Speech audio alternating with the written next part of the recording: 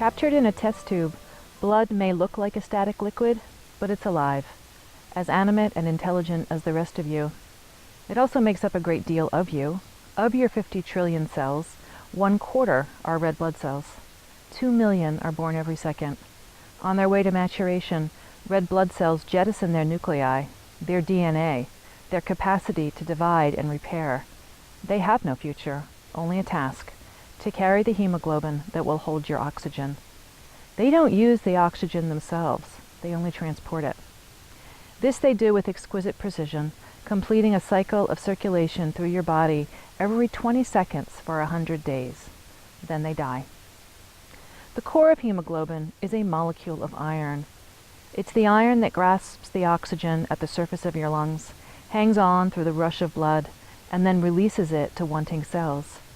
If iron goes missing, the body, as ever, has a fallback plan. It adds more water to increase blood volume. Thin blood travels faster through the fine capillaries, do more with less.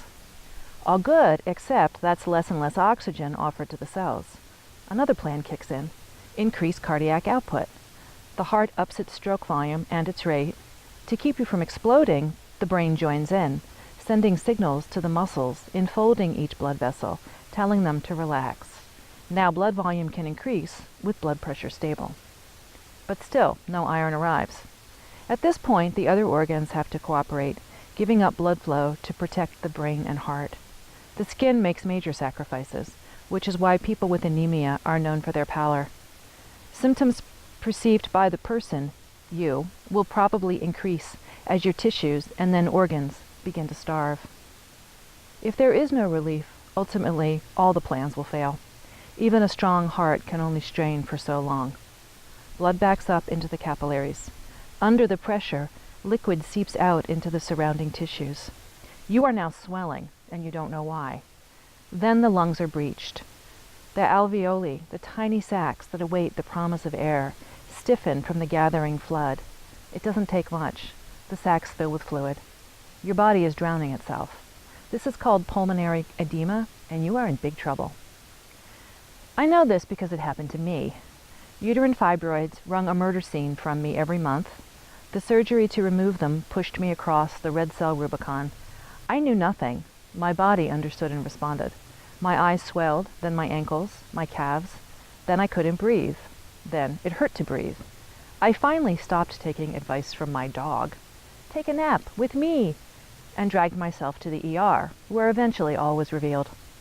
2 weeks later, the flood had subsided, absorbed back into some wetland tissue of my body, and I felt the absence of pain as a positive. Breathing was exquisite, the sweetest thing I could imagine. Every moment of effortless air was all I could ever want. I knew it would fade and I would forget, but for a few days, I was alive, and it was good. Our bodies are both all we have and everything we could want. We are alive, and we get to be alive. There is joy on the surface of the skin, waiting for sunlight and soft things, both of which produce endorphins. So yes, joy. There is the constant, stalwart sound of our hearts. Babies who are carried against their mothers' hearts learn to breathe better than those who aren't.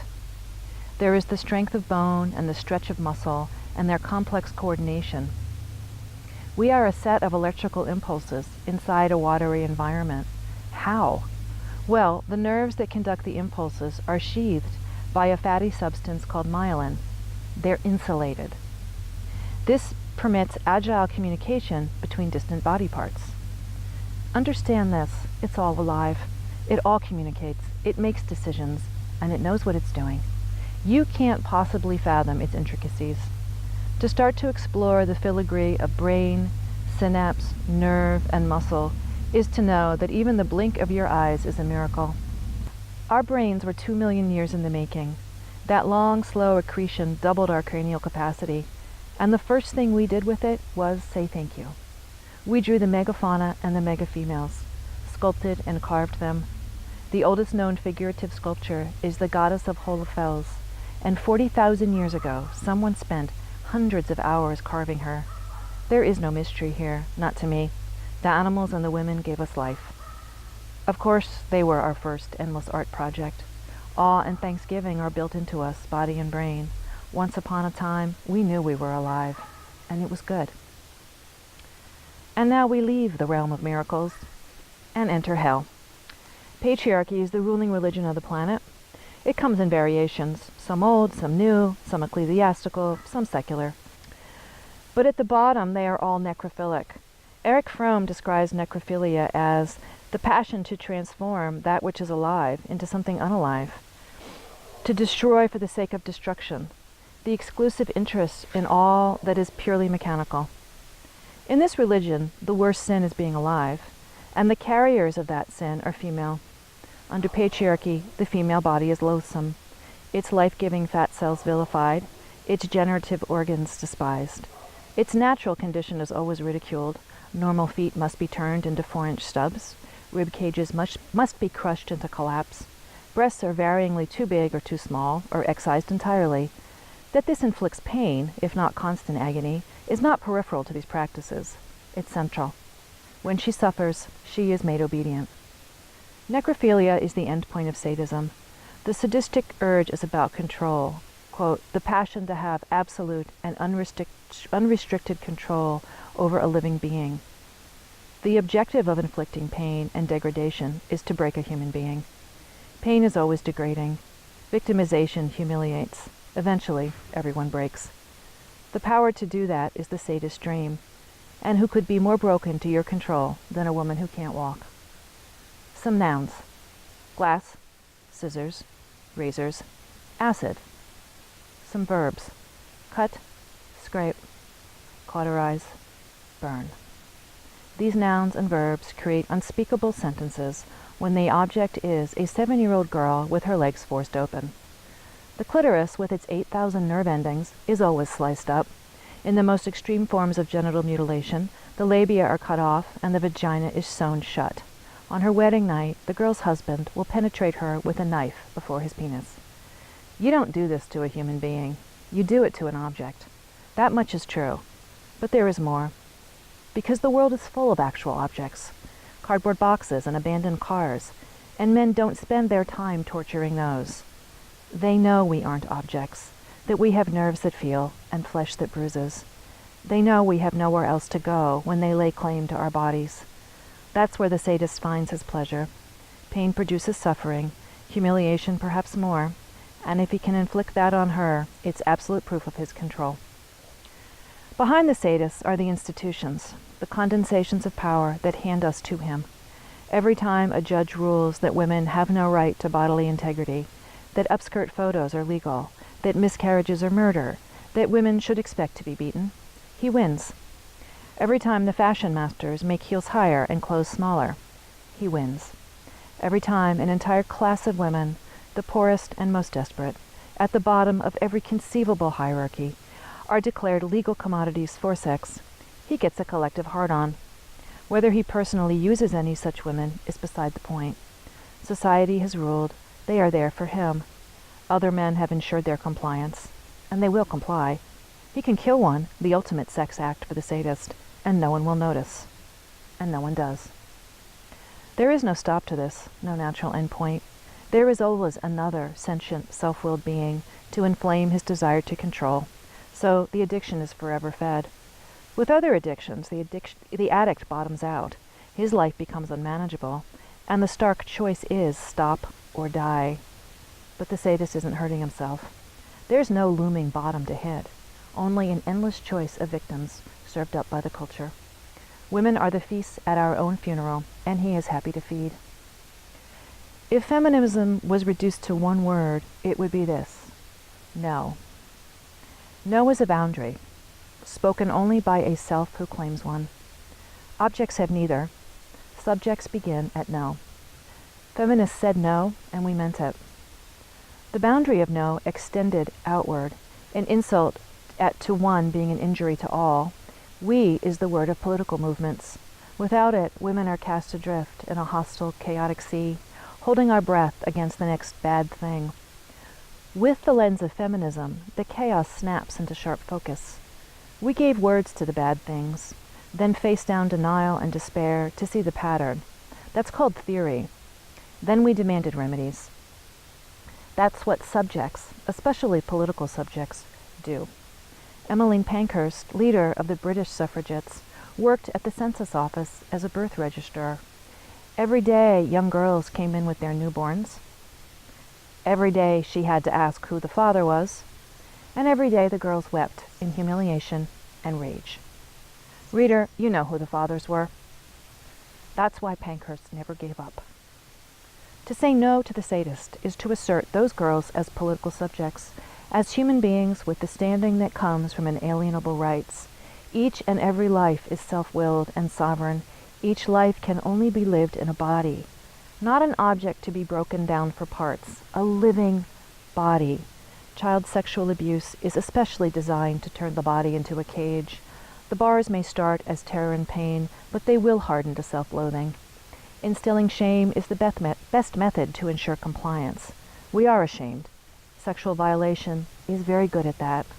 And for the rest of our lives, we will comply. Our compliance is, of course, his control. His power is his pleasure, and another generation of girls will grow up in bodies they will surely hate to be women who comply. Female socialization is a process of psychologically constraining and breaking girls, otherwise known as grooming, to create a class of compliant victims. Across history, this breaking has included so-called beauty practices, like female genital mutilation and foot binding, as well as the ever-popular child sexual abuse. Femininity is really just the traumatized psyche displaying acquiescence. In its essence, it is ritualized submission. This is not natural. It was not created by God. It's a corrupt and brutal social arrangement. It's become popular to embrace trendy notions from postmodernism in some activist circles. This includes the idea that gender is, quote, a binary.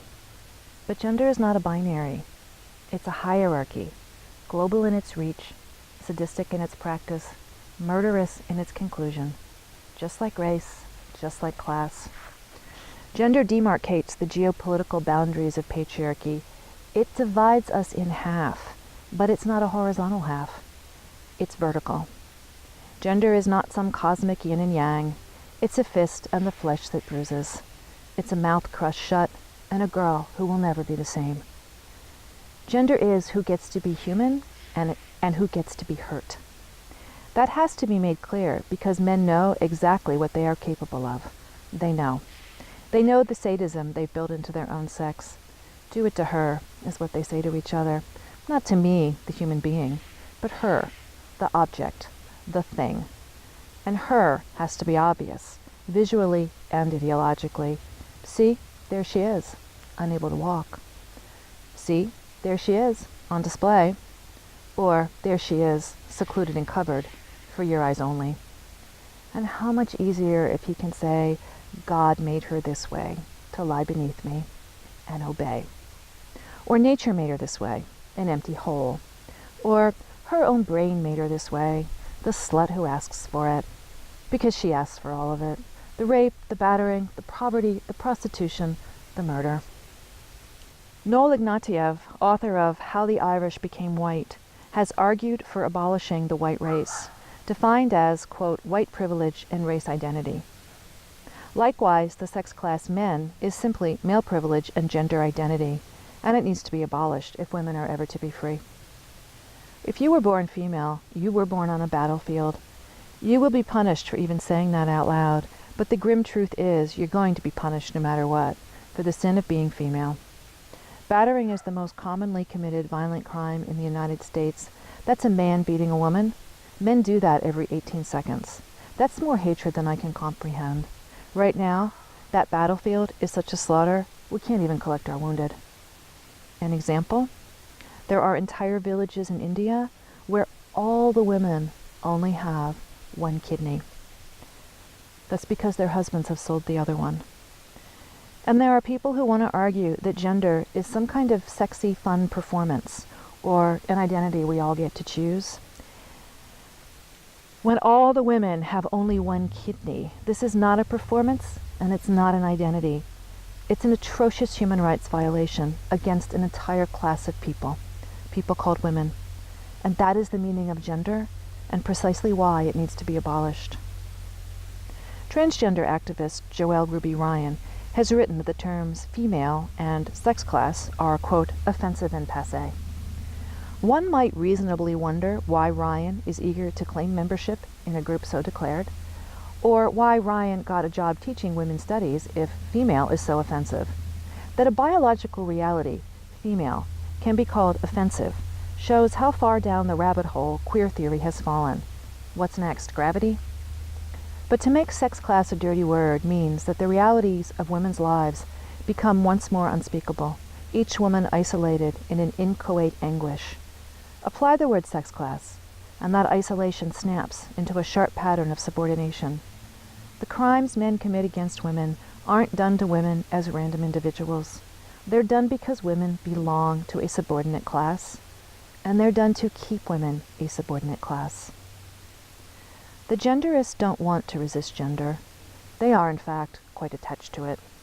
Writes one, quote, "It would be a crying shame if woman and man ceased to be relevant categories for me to play with."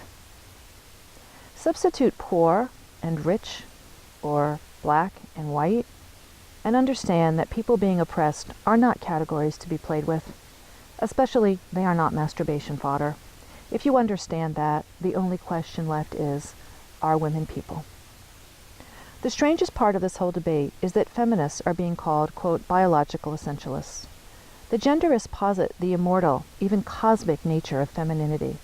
A typical comment, quote, "There is a distinct, substantive, immutable feminine gender, and it cannot be transcended." They baldly state their belief in, quote, brain sex. White supremacists are the only people who believe in the Negro brain, but talk of lady brains is completely accepted across progressive communities if it comes from genderists. Feminists, in contrast, start with Simone de Beauvoir, "One is made, not born a woman." It's that making that we intend to stop. It can be stopped because gender is a social process. It's the genderists who claim it's biological, immutable, yet we get called essentialists. And it's the genderists who conform. For all their talk of gender bending, their goal is cosmetics, costumes, and surgery to match their bodies to gender caricatures. They are permanently altering their bodies, removing healthy organs, and in some cases the ability to ever experience sexual pleasure again, to better fit a corrupt and brutal arrangement of power. This is now being done to children, and some of the children already regret it. Please read that sentence again. Please. The children should be an alarm call, but no one is listening. There are historical precedents from which left-leaning people should have learned. Much of the progressive movement embraced eugenics, until the optimistic, shiny promise of science produced punctual trains to crematoriums. Similarly, in the 1950s, many liberals believed that chemical castration was the compassionate approach to homosexuality. We look back in bewildered horror, but refuse to see that it's happening now.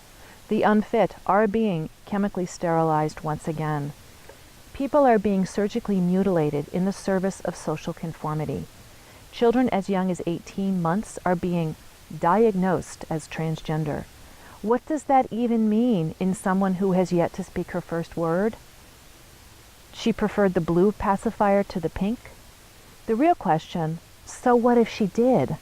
Girls can't like blue, play rough, take up space, run for president? Apparently not. Free to be you and me through surgery. The prison of gender is locking down ever tighter. And the female body is the cage. Most women are at constant war with their bodies, and it's a war we lose before first grade. 50% of preschool girls think they are too fat. If a girl makes it through that battlefield, with its devastating cultural terrain of dehumanizing and sadistic images, the big guns are waiting. By the time they're 10, 90% of girls have been subjected to unwanted sexual attention by neighborhood boys. By the time they're 11, it's adult men threatening the violations to that same 90%.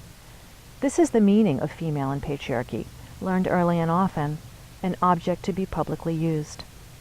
Get used to it, girls. Meanwhile, eating disorders, the slow, grinding punishment of the female fat cell, have the highest mortality of all mental illness. The most heartbreaking element of the transgender narrative is their hatred of their bodies. In the war between culture and nature, gender and body, the body loses. And that defeat is turned into an identity. The only parallel claim is made by the anorexics pro-anas, who insist their wrenching disjuncture of self and body is a legitimate identity.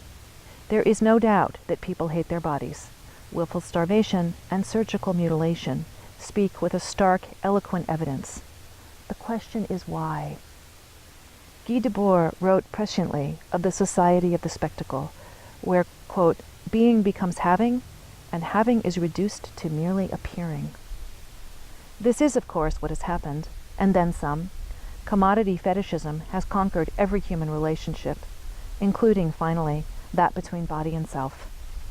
Instead of inhabiting, quote, the soft animal of your body, as poet Mary Oliver so sweetly puts it, the body is an object to own, and then to starve or slice until it approximates the punishing, promising image. Our genitals are now a commodity to be obtained rather than tissue to inhabit. The exquisite nerve endings, where animal meets angel, severed to create a surgical simulacrum. Perhaps the commodity has finally been defeated by a greater force, the image itself. The body has certainly fallen to its assault.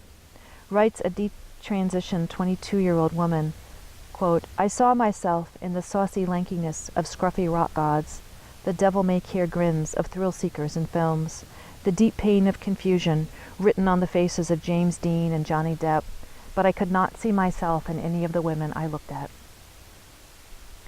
In the service of the image, and sundered from her body by sexual abuse, she had her breasts removed at age 17 and started taking testosterone, which nearly killed her. Which is more toxic, the chemicals injected to destroy one's natal sex, or the culture that makes that sex a prison? And why are women not allowed to ask that question? And an identity based on a hatred of the body, by definition, cannot be liberatory. Those soft animals are our only homes. Driven from our bodies, we are permanent refugees. There is nowhere else to go. The whole point of feminism is to stop the breakage, the incest, the rape, the battering, the so-called beauty practices that amount to a life of torture. That means we have to stop the ideology too, the one that says men are human while women exist to be conquered and used, the one called gender. Measured by either sheer volume or effect, the ruling image of the age, the one delivering the ideology, is the pounding sadism of pornography. And the prison cell called woman grows ever smaller. Do not call that prison passé. What has been done to our bodies has been done to our planet. The sadist exerts his control. The necrophiliac turns the living into the dead. The self-willed and the wild are their targets, and their necrotic project is almost complete. Taken one by one, the facts are appalling. In my lifetime, the Earth has lost half her wildlife. Every day, 200 species slip into the longest night of extinction.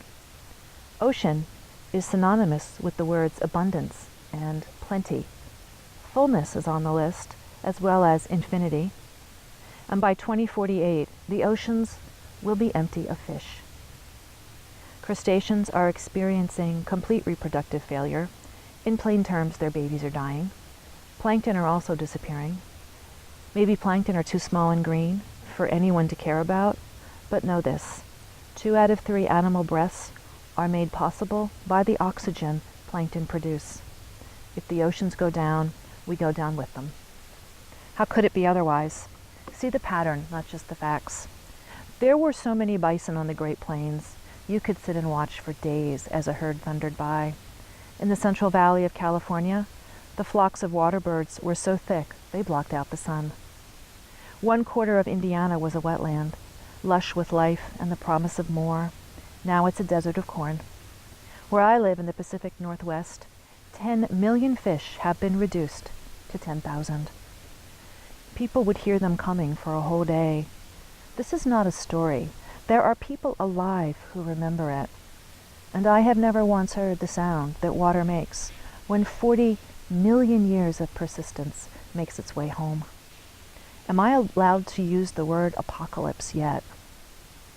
The necrophiliac insists we are mechanical components, that rivers are an engineering project, that genes can be sliced up and arranged at whim, that our generative organs are fair game for the Foucaultian Frankensteins. He believes we are all machines, despite the obvious. A machine can be taken apart and put back together. A living being can't. May I add, neither can a living planet. Understand where the war against the world began. In maybe 12 places around the globe, humans took up the activity called agriculture. In very brute terms, you take a piece of land, you clear every living thing off it, and then you plant it to human use. Instead of sharing that land with the other million creatures who need to live there, you're only growing humans on it. It's biotic cleansing. The human population grows to huge numbers. Everyone else is driven into extinction. Agriculture creates a way of life called civilization. Civilization means people living in cities. What that means is they need more than the land can give. So food, water, energy have to come from somewhere else. It doesn't matter what lovely, peaceful values people hold in their hearts. The society is dependent on imperialism and genocide because no one willingly gives up their land, their water, their trees. But since the city has used up its own, it has to go out and get those from somewhere else. And that's the last 10,000 years in a few sentences. The end of every civilization is written into the beginning. Agriculture destroys the world. That's not agriculture on a bad day. That's what agriculture is. You pull down the forest, you rip up the prairie, you drain the wetland. Especially, you destroy the soil. Civilizations last between 800 and maybe 2,000 years. They last until the soil gives out. What could be more sadistic than control of entire continents? The sadist turns mountains into rubble, and rivers must do as they are told. The basic unit of life is violated with genetic engineering. The basic unit of matter as well, to make bombs that kill millions. This is his passion, turning the living into the dead. It's not just individual deaths, and not even the deaths of species. The process of life itself is now under assault, and it is losing badly. Vertebrate evolution has long since come to a halt. There isn't enough habitat left. There are areas in China where there are no flowering plants. Why? Because the pollinators are all gone. That's 500 million years of evolution. He wants it all dead. That's his biggest thrill, and the only way he can control it. According to him, he was never alive. There is no self-willed community, no truly wild land. It's all inanimate components he can arrange to his liking, a garden he can manage. Never mind that every land so managed has been lessened into desert. The essential integrity of life has been breached, and now he claims it never existed. He can do whatever he wants, and no one stops him. Can we stop him? I say yes, but then I have no intention of giving up. The facts as they stand are unbearable, but it's only in facing them that the pattern comes clear. Civilization is based on drawdown. It props itself up with imperialism, conquering its neighbors and stripping their land, but eventually even the colonies wear out. Fossil fuel has been an accelerant, as has capitalism, but the underlying problem is much bigger than either. Civilization requires agriculture, and agriculture is a war against the living world. Whatever good was in the culture before, 10,000 years of that war has turned it necrotic. But what humans do, they can stop doing. Granted, every institution is headed in the wrong direction. There's no material reason the destruction must continue. The reason is political. The sadist is rewarded, and rewarded well. Most leftists and environmentalists see that. What they don't see is the central insight of radical feminism, his pleasure in domination. The real brilliance of patriarchy is right here. It doesn't just naturalize oppression, it sexualizes acts of oppression. It eroticizes domination and subordination, and then institutionalizes them into masculinity and femininity. Men become real men by breaking boundaries. The sexual boundaries of women and children, the cultural and political boundaries of indigenous people, the biological boundaries of rivers and forests, the genetic boundaries of other species, and the physical boundaries of the atom itself. The sadist is rewarded with money and power, but he also gets a sexual thrill from dominating. And the end of the world is a mass circle jerk of autoerotic asphyxiation. The real brilliance of feminism is that we figured that out. What has to happen to save our planet is simple. Stop the war. If we just get out of the way, life will return, because life wants to live. The forests and the prairies will find their way back. Every dam will fail, every cement channel, and the rivers will ease their sorrows and meet the ocean again.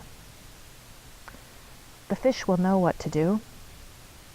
In being eaten, they feed the forest, which protects the rivers, which makes a home for more salmon. This is not the death of destruction, but the death of participation that makes the world whole. Sometimes there are facts that require all the courage we have in our hearts. Here is one. In 2015, global atmospheric concentrations of carbon dioxide breached 400 parts per million. For life to continue, that carbon needs to get back into the ground. And so we come to the grasses. Where the world is wet, trees make forests. Where it's dry, the grasses grow. Grasslands endure extreme heat in summer and vicious cold in winter. Grasses survive by keeping 80% of their bodies underground in the form of roots. Those roots are crucial to the community of life. They provide physical channels for rain to enter the soil. They can reach down 15 feet and bring up minerals from the rocks below, minerals that every living creature needs. They can build soil at an extraordinary rate. The base material they use to make soil is carbon, which means the grasses are our only hope to get that carbon out of the sky. And they will do it if we let them. If we could repair 75% of the world's grasslands, destroyed by the war of agriculture, in under 15 years, the grasses would sequester all the carbon that's been released since the beginning of the industrial age. Read that again if you need to. Then take it with you wherever you go. Tell it to anyone who will listen. There is still a chance. The grasses can't do it alone. No creature lives independent of others. Repairing the grasslands means restoring the ruminants. In the hot, dry summer, life goes dormant on the surface of the soil. It's the ruminants who keep the nutrient cycle moving. They carry an ecosystem inside themselves, especially the bacteria that digest cellulose. When a bison grazes, she's not actually eating the grass. She's feeding it to her bacteria. The bacteria eat the grass, and then she eats the bacteria. Her waste then water and fertilize the grasses, and the cycle is complete.